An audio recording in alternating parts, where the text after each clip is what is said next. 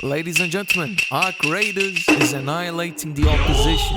While Battlefield and Call of Duty haven't yet figured out how to make a great game, they're literally steamrolling past them. They're murdering them. Call the homicide department because I witnessed murder. Battlefield can't average 100,000 players. Call of Duty can't average 20,000 players. There are more people fucking right now in Zimbabwe than there are playing people Call of Duty. This game has the potential, and I mean it, this game has the fucking potential to become a generational game. It could literally abolish the old legged Tarkov and put that dog already down. Now, if you don't know what Ark Raiders is, let me explain it to you like you are literally brain dead. Like, it's Tarkov set in the 90s with Area 51 type shit, and it's basically its brother who can explain the game in the game itself a lot easier than Tarkov can under a time limit. Meaning, you can only extract for a time. Just like a penis. A penis isn't always erect, it has to go down. And you need to do all that while other evil players, I call them gayers, and to kill you even though you're on a fucking free kid, or the big ass fuck ass drones who literally Epstein you on sight. Like, motherfucker, you ain't got nowhere to run because the maps are so big, and if you take cover, lucky you will get stuck on the goddamn bedside table and trip over, and bye-bye, you're dead meat. And you get your daily colonoscopy by a 30 fucking foot crab called the, I don't know, the matriarch or whatever the fuck. The end of all ends. The world eater. I'm gonna paint my ass in the shape and form of the earth, and it's gonna eat my ass because it's the world eater. But most of the time, you'll encounter the friendliest players you can ever meet in any game. Hello, sir. Do you have a penis? Yeah. It's similar to the player base of CS2 if they hadn't an accent or the immigrant background. Mother alive?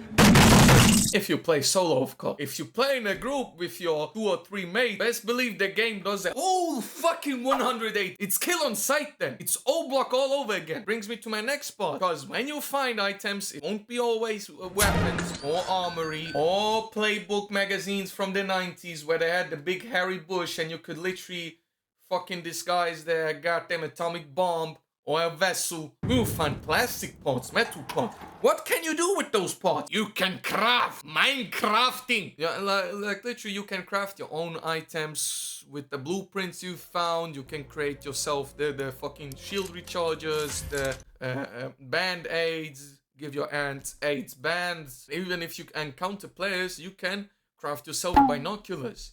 Let's take, for example, the opposing player's Cameron Diaz. You can literally then put the camera on the ass. The camera on the ass. Okay, I'm sorry. What's greater than that, the devs are so fucking great that you can even have your black cock. Literally, your black cock. Your own black cock will gather resources while you're out on the wild looking for the next grey fucking weapon. I wonder how this big black cock gathers all the resources. What kind of magical powers does he use? Is it maybe cock magic?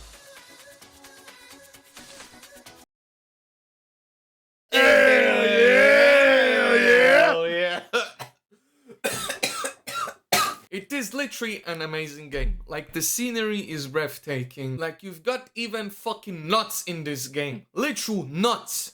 And best believe this nut, this dirty, rotten, filthy, American, disgusting, most likely morbid, obese nut is gonna procreate with your father. The looting aspect in this game is like basically the looting aspect in every other game. It's coin flip based. You know, you cannot be certain what you're gonna get, what kinds of weapon you're gonna get, what kind of gear. But what you can know is what kind of type of weapon you can get. What I mean by type is either, let's take for example, you cannot find in a mechanical estate this fucking cream that I use because I've got a severe rash on my thigh.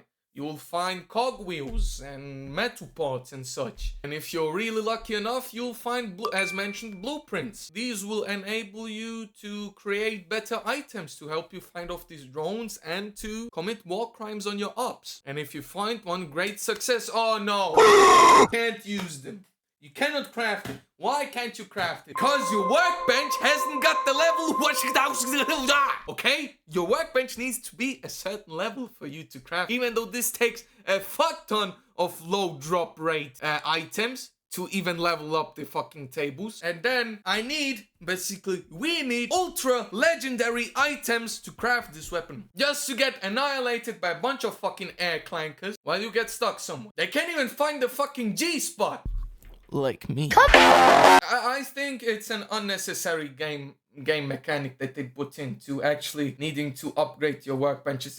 It just stalls the progression of this game, because if you go out for loot and find blueprints you're ready to craft and maybe defend yourself from other players, it just stalls the game. The other thing that pisses me off is that when you start with the free loadout, you cannot choose which grey weapon you want to start out with. Like, either way, I'm going to get a Kakadudu Ferret, which takes literally the Berlin Wall fall to reload in time, or the fucking Ketu. Just like its name, if you haven't leveled it up, it's hot boiling water. It would be nice that you're able to choose if I want the Pharaoh or the goddamn Pokeball where I put your grandma into battle to kick these clankers in the ass. Another ass issue is the so-called cover delay. Let me break it down. If you're in a gunfight between those airborne clankers or a nut or whatever the fuck, and you're low on health and you find something to take cover off, so you jump behind the wall and still getting shot, because a couple shots will clip